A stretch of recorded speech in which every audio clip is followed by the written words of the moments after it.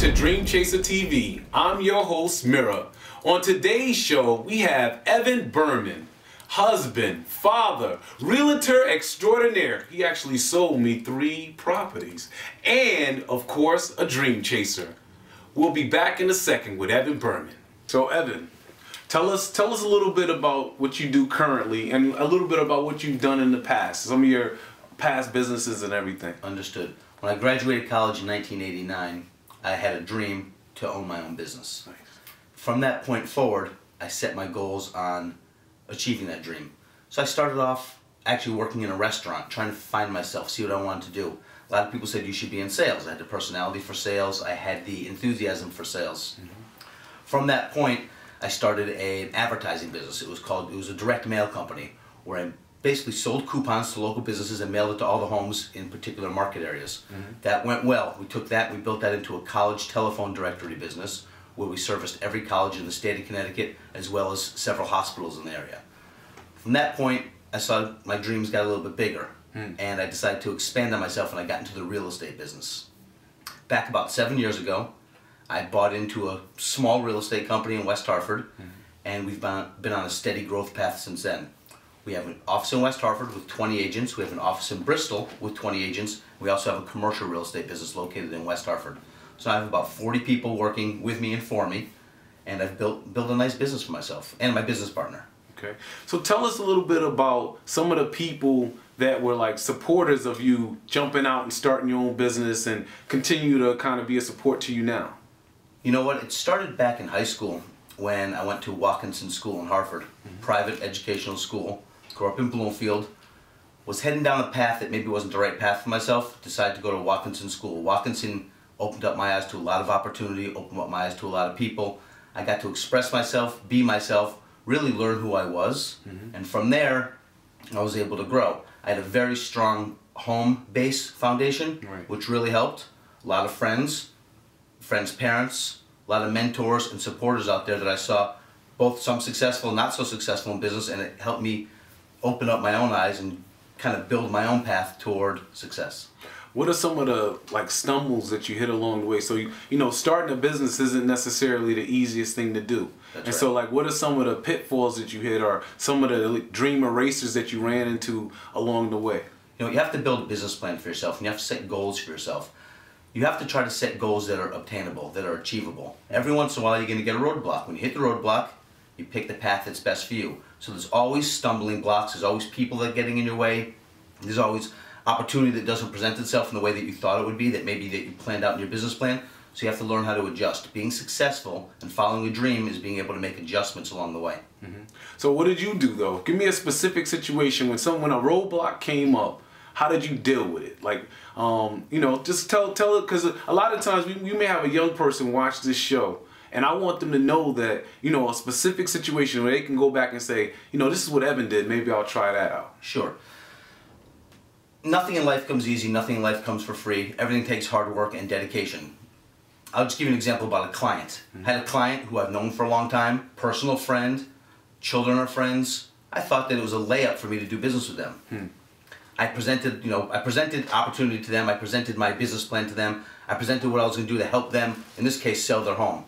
I thought everything was fine. I kind of took a back seat and just was hoping that nature would take its course. And another real estate agent came in and put a roadblock in front of me.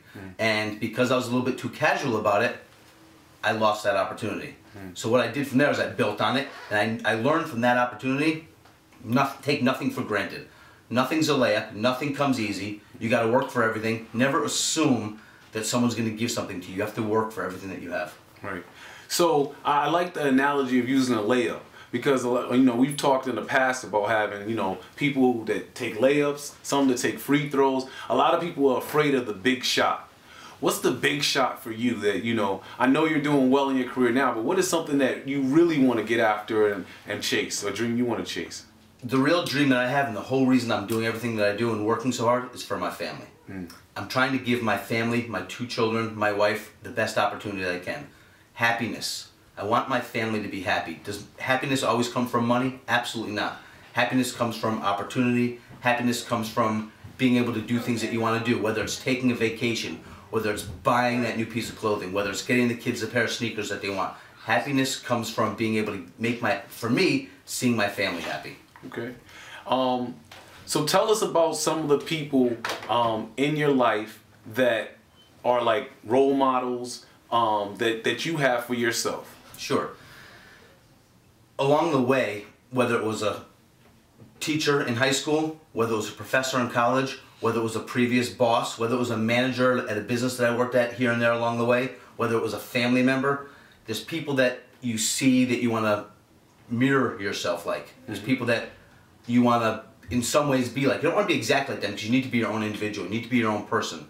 But you see someone that does something that makes you happy, that brings happiness to their family, and you say, I want to be like that. I want to do that. And I capture those people all the time. Every day in my life, I see someone. I see you, and I see the things that you do. And I see the things that make you happy, and I see the dreams that you have for your family, and I see the goals that you achieve, and that inspires me. When people are inspired, that inspires me. So how much time do you dedicate to the dream? I mean, happiness, I think everybody wants happiness, a little taste of that happiness. And how much time would you say that you're dedicating to getting to that dream, that major dream of happiness? Happiness comes in a lot of different ways for me. Happiness comes from enjoying time with my family. Happiness comes from vacation. Happiness comes from selling a house to someone and seeing their dreams come true. So I'm constantly working on being happy. Happy's not always just having a smile on your face. And you're going to have sad times in order to have happiness as well. But seeing other people achieve their goals makes me very, very happy as well. So if there's a young person or even an older person out there that is, you know, kind of on the fence, what message would you give them about chasing their dream and making something happen with their life? Set a goal. Work toward that goal. Work hard every day. When you get down, get back up. You fall all the time. You just get back up. The people that make it, the people that achieve their goals, the people that get to their dreams are the ones that can get back up and keep moving forward. Okay. If I said to you, never stop dreaming. Never stop dreaming. What does that statement mean to you? Makes me happy just hearing it. I just think that people need to never stop dreaming. Set your goals, achieve your goals, work hard towards your goals, never give up. If something gets in your way, take the road around it. It's like a tsunami hitting Hawaii. Hawaii is a small island. The water pushes around it. Find your way around it. Right. Tsunami, Hawaii didn't get slammed. Big coast of California, Oregon, they got hit a little bit harder. Hawaii, the water found its way around it. Don't let something get in your way. The problems that are in front of you are small. You can get around them. Okay. This is your chance to look in the camera and say to whoever out there, any specific people you want to give a shout out, any last words of encouragement you want to give out, this is your chance to hit the screen and tell them what you want to tell them. I just want everyone to be happy. I want you guys to work towards your dreams all the time. I want you to work towards your goals. I want you to spend time with your family, provide for your family, smile, enjoy yourself, take some time for yourself. Work is good, working hard is good, but don't give up your dream of being happy if that's your dream. Don't give up your energies that you put towards your dreams. Just keep moving forward. Always be happy. Thanks for coming on, Evan. We really appreciate it, man. Thanks for having me here. I really appreciate your time. I wish you all the success in the world and hope your dreams all come true as well. Thanks.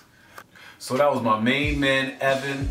You know, we end every show with dream chasers never stop dreaming, of course. But today, I'm going to say to everybody, just be happy. That's the real essence of being a dream chaser. That's what we all want. Be happy. Thanks to Evan, and hey, we'll be back here next week. Dream chasers, never stop dreaming. In this video,